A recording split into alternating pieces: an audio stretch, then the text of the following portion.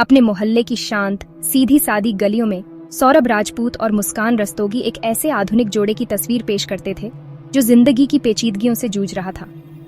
बाहरी दुनिया के लिए उनका घर बस एक आम घर था जहां रोजमर्रा की पारिवारिक जिंदगी चलती थी। सौरभ, जो मर्चेंट नेवी में एक ऑफिसर थे, अक्सर समुद्र में रहते थे, जिससे मुस्कान को घर और अपनी छोटी बेटी पीहू की देखभाल करनी पड़ती थी। पड़ोसी उन्हें एक समर्पित मां के रूप में देखते थे, जिनके दिन सामान्य दिनचर्या से भरे रहते थे। उन्होंने मुस्कान के एक पुराने सहपाठी साहिल शुक्ला की लगातार मौजूदगी पर ध्यान दिया, लेकिन उसकी मुलाकातों को एक करीबी पारिवारिक दोस्त के आने जाने के रूप में नजरअंदाज कर दिया गया। किसी को कोई शक नहीं हुआ या किसी ने उन गहरे काले इरादों को महसूस नहीं किया जो परिवार को अंदर से तोड़ रहे थे। यह रिश्ता, जो 2016 में परिवार की मर्जी के खिलाफ एक प्रेम विवाह के रूप में शुरू हुआ था, लंबे समय से खट्टा हो चुका था। 2019 में उनकी बेटी के जन्म ने उनके बंधन को मजबूत करने के बजाय उसके अंत की शुरुआत कर दी। इसी समय के आसपास साहिल मुस्कान की जिंदगी में फिर से आया और पति की लंबी अनुपस्थिति में एक गुप्त संबंध पनपने लगा। फिर भी मुस्कान ने अपनी भूमिका को अविश्वसनीय कंपोजर के साथ निभाया। उसने दोस्ताना व्यवहार बनाए रखा, पड़ोसियों से पोलाइट बातचीत की और सामान्यता का नकाब कभी नहीं उतरने दिया। धोखा इतना पूरा था कि जब बंद दरवाजों के पीछे एक भयावह साजिश आकार ले रही थी, तब भी पड़ोसियों को एक साधारण परिवार के अलावा कुछ नहीं दिखा, जो आने वाले हॉरर से पूरी तरह अनजान थे। साहिल की घर पर लगातार मौजूदगी को बिना किसी सवाल के स्वीकार कर लिया गया, जो उस विश्वास का प्रमाण था जो समुदाय ने एक साधारण दोस्ती के रूप में परसीव किया था। वह बस एक और फेमिलियर चेहरा था, जिसे अक्सर एरेंड्स करते या मुस्कान और उसके बच्चे के साथ समय बिताते देखा जाता था। यह परसीव्ड इनोसेंस उस अफेयर के लिए परफेक्ट कवर था जो तीव्रता और डेस्परेशन में बढ़ रहा था। सौरभ की परिवार को लंदन ले जाने की हालिया योजना एक बेहतर भविष्य प्रदान करने के लिए मुस्कान द्वारा एक अवसर के रूप में नहीं, बल्कि एक खतरे के रूप में देखी गई। इसका मतलब साहिल को पीछे छोड़ना होगा, एक अलगाव जिसे वह स्वीकार करने को तैयार नहीं थी। ये डर उत्प्रेरक बन गया, एक गुप्त प्रेम संबंध को सबसे जघन्य अपराध करने की साजिश में बदल दिया। मुस्कान की एक सामान्य, समर्पित पत्नी और मां के रूप में समुदाय की धारणा उसके और साहिल के आत्मविश्वास का आधार थी। उन्हें विश्वास था कि उनका रहस्य सुरक्षित है, सबके सामने छिपा हुआ है। वे अपने दिनों को इम्प्यूनिटी के साथ जीते थे। दुनिया के साथ उनकी बातचीत को सावधानीपूर्वक क्यूरेटेड किया गया था, ताकि वे एक शांत घरेलूता की छवि पेश कर सकें। पड़ोसियों ने त्रासदी के बाद के इंटरव्यू में बार बार अपना शॉक और डिसबिलीफ व्यक्त किया, ये कहते हुए कि मुस्कान हमेशा इतनी सामान्य लगती थी, ऐसे क्रूर कृत्य के लिए इतनी इनकेपेबल। उनकी सामूहिक ब्लाइंडनेस इस भयावह वास्तविकता को उजागर करती है कि सबसे गहरे रहस्य अक्सर सबसे साधारण फसाड्स के पीछे छिपे हो सकते हैं, और ईविल वहां पनप सकता है जहां कोई उसे देखने की सोचता भी नहीं। योजना का रिहर्सल किया गया था, डिटेल्स को चिलिंग प्रिसिजन के साथ सावधानी से तय किया गया था। 3 मार्च 2025 की रात सौरभ राजपूत की आखिरी रात होनी थी। यह हत्या पैशन का अपराध नहीं थी, बल्कि एक ठंडी, सुनियोजित एग्जीक्यूशन थी। कुछ दिन पहले मुस्कान ने अपनी घातक कोशिश के लिए ग्राउंडवर्क तैयार किया था। उसने 2 तेज चाकू खरीदे, शॉपकीपर को कैजुअली बताया कि वे चिकन काटने के लिए थे, एक भयानक उद्देश्य के लिए एक सामान्य बहाना। उसने एक स्थानीय फार्मेसी से सेडेटिव्स भी खरीदे, प्रिस्क्रिप्शन प्राप्त करने के लिए एंजाइटी के लक्षण का नाटक किया। हर कदम एक घातक खेल में एक जानबूझकर की गई चाल थी, जिसे वह अपने प्रेमी साहिल के साथ ऑर्केस्ट्रेट कर रही थी। उनका साझा लक्ष्य उनके एक साथ भविष्य के रास्ते में खड़ी एकमात्र बाधा को खत्म करना था, उसका पति। उस फेटफुल रात को मुस्कान ने सौरभ को ड्रग दिया। उसने उसके खाने या पीने में हासिल किए गए सेडेटिव्स मिला दिए। जैसे ही वह एक गहरी, अनसस्पेक्टिंग नींद में चला गया, असली हॉरर शुरू हुआ। सौरभ के इनकैपेसिटेटेड और हेल्पलेस हो जाने के बाद मुस्कान ने एक कट थ्रोट रेजर लिया और उसका गला काट दिया। साहिल, जो इस क्रूर कृत्य में मौजूद और सक्रिय भागीदार था, फिर उसमें शामिल हो गया। उसी हथियार का उपयोग करके उसका सिर काट दिया। उनकी हिंसा इस एक ग्रूसम कृत्य तक सीमित नहीं थी। ये सुनिश्चित करने के लिए कि सौरभ मर चुका था, साहिल ने उसे सीधे दिल में 3 बार चाकू मारा। यह एक मेथोडिकल और मर्सिलेस असॉल्ट था, जिसे सर्वाइवल की कोई संभावना न छोड़ने के लिए डिजाइन किया गया था। जो घर कभी उनके परिवार के लिए एक सैंक्चुअरी था, वह एक एबटवार में बदल गया, बिट्रेयल के एक अक्षम्य कृत्य से दागदार हो गया। पोस्टमार्टम रिपोर्ट बाद में हमले की शीयर ब्रूटैलिटी की एक ग्रिम तस्वीर पेश करेगी, जो हत्यारों की मेथोडिकल नेचर की पुष्टि करेगी। मौत का कारण मैसिव ब्लड लॉस के परिणाम स्वरूप हेमोरेजिक शॉक निर्धारित किया गया था। ऑटोप्सी में एक पंक्चर्ड दिल, एक सेवर्ड सिर और कलाई से कटे हुए हाथ का विवरण दिया गया था। रिपोर्ट में यह भी उल्लेख किया गया था कि सौरभ के पैर पीछे की ओर मुड़े हुए थे, एक डिटेल जो उसके शरीर को डिस्पोजल के लिए एक कंटेनर में फिट करने के लिए किए गए ग्रूसम प्रयास को बताता है। हर चोट हत्यारों के रिजॉल्व और उन पलों में उनकी पूरी तरह से इनह्यूमैनिटी का एक प्रमाण थी, क्योंकि उन्होंने उस आदमी को व्यवस्थित रूप से डिसमेंबर किया था जो कभी मुस्कान का पति और उसकी बेटी का पिता था।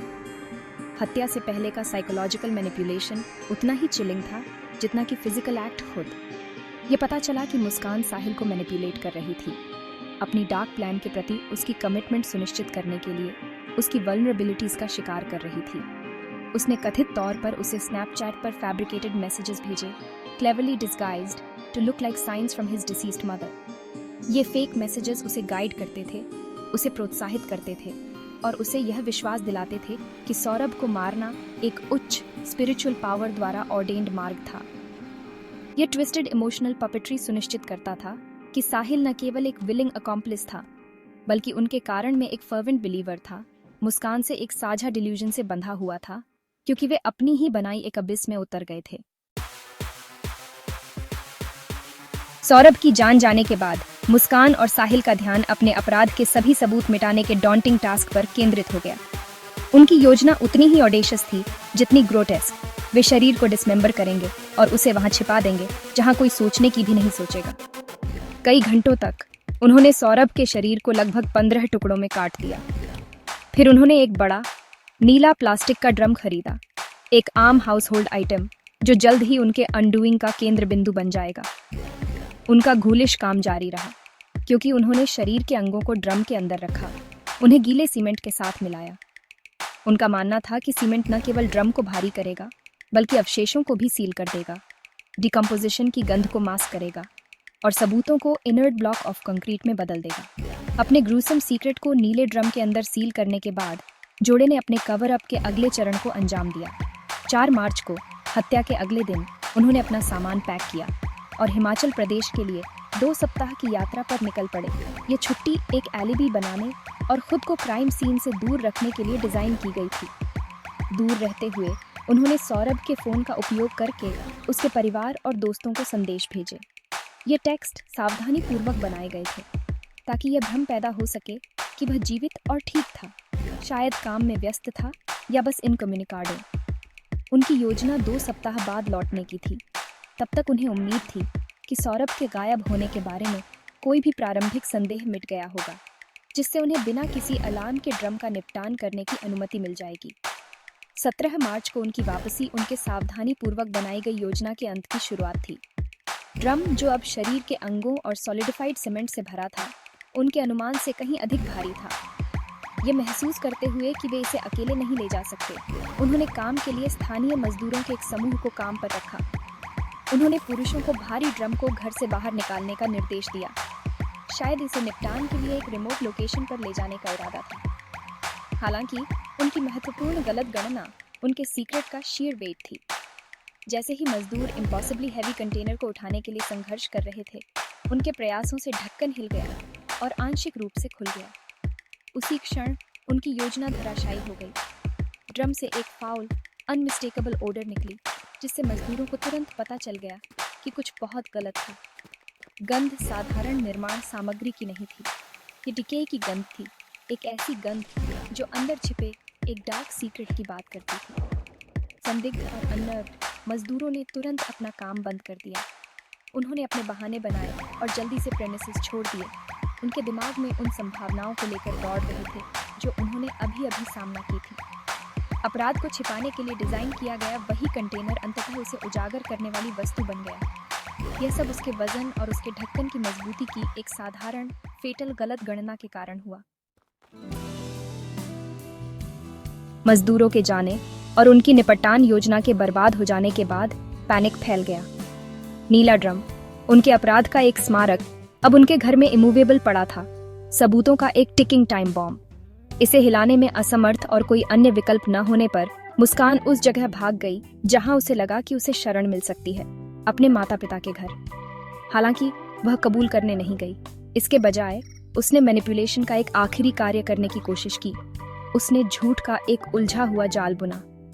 उसने सौरभ के गायब होने का दोष उसकी अपनी बहन और बहनोई पर मढ़ने की कोशिश की। उम्मीद थी कि खुद से संदेह दूर हो जाएगा, लेकिन उसकी कहानी कॉन्वोल्यूटेड थी और इनकंसिस्टेंसीज से भरी थी, और उसके माता पिता जो अपनी बेटी के चरित्र को जानते थे, आश्वस्त नहीं थे। उसके माता पिता का स्केप्टिसिज्म जल्दी ही इंटेरोगेशन में बदल गया। उन्होंने उससे सच्चाई जानने के लिए दबाव डाला, उसकी मनगढ़ंत कहानी के पीछे की डेस्परेशन और डर को महसूस करते हुए। उनके लगातार सवालों के बोझ तले मुस्कान का कंपोजर आखिरकार टूट गया। उसने हफ्तों तक जो फसाड बनाए रखा था वह ढह गया और वह टूट गई। उसने सब कुछ कबूल कर लिया। उसने सौरभ की हत्या करने की बात कबूल की और खुलासा किया कि साहिल शुक्ला उसका अकॉम्प्लिस था। यह भयानक सच्चाई का सामना करने के बाद कि उनकी अपनी बेटी एक हत्यारी थी, मुस्कान के माता पिता ने एक कठिन लेकिन राइचस चुनाव किया। उन्होंने उसे ढका नहीं, इसके बजाय उन्होंने तुरंत पुलिस से संपर्क किया और अपराध की सूचना दी। अपनी बेटी के प्रति वफादारी के बजाय सौरभ के लिए न्याय चुना। पुलिस के आने से भयानक कबूलनामे की पुष्टि हुई। उन्हें नीला ड्रम ठीक वहीं मिला जहां मजदूरों ने उसे छोड़ा था। अंदर कठोर सीमेंट में एनकेस्ड सौरभ राजपूत के डिसमेंबर्ड अवशेष थे। मुस्कान और साहिल को तुरंत 19 मार्च 2025 को गिरफ्तार कर लिया गया और उन पर हत्या और सबूतों को नष्ट करने का आरोप लगाया गया। इस मामले ने समुदाय और उनके परिवारों में शॉकवेव्स भेजे। मुस्कान और साहिल दोनों के परिवारों ने सार्वजनिक रूप से उन्हें डिसोन कर दिया, किसी भी तरह से उनका समर्थन करने से इनकार कर दिया। मुस्कान के माता पिता ने एक कदम आगे बढ़ते हुए सार्वजनिक रूप से अपनी ही बेटी के लिए मौत की सजा की मांग की। उनका दुख और शर्म उन्हें अपने बिट्रेयल के लिए सबसे कठोर संभव सजा की मांग करने के लिए मजबूर कर रही थी। अंत में एक साथ रहने की इच्छा से पैदा हुए अपराध के परिणाम स्वरूप सलाखों के पीछे उनका स्थायी अलगाव हो गया। उनकी सबसे बड़ी गलती हत्या खुद नहीं थी, बल्कि उनके कवर अप का एरोगेंस था। उन्हें विश्वास था कि वे सभी को मात दे सकते हैं, लेकिन वे अंततः सीमेंट से भरे ड्रम के सरल भौतिकी और अपने ही अपराध की इनएस्केपेबल स्टेंच से हार गए। जिन मजदूरों को उन्होंने अपना सीक्रेट छिपाने के लिए काम पर रखा था, वे ही उसके अस्तित्व के पहले गवाह बने। यह मामला एक स्टार्क रिमाइंडर के रूप में खड़ा है कि कोई अपराध कितना भी सावधानी से प्लान्ड क्यों न हो, सच्चाई उस नीले ड्रम के वजन की तरह एक ऐसा भारीपन रखती है जिसे आसानी से हिलाया या हमेशा के लिए छिपाया नहीं जा सकता।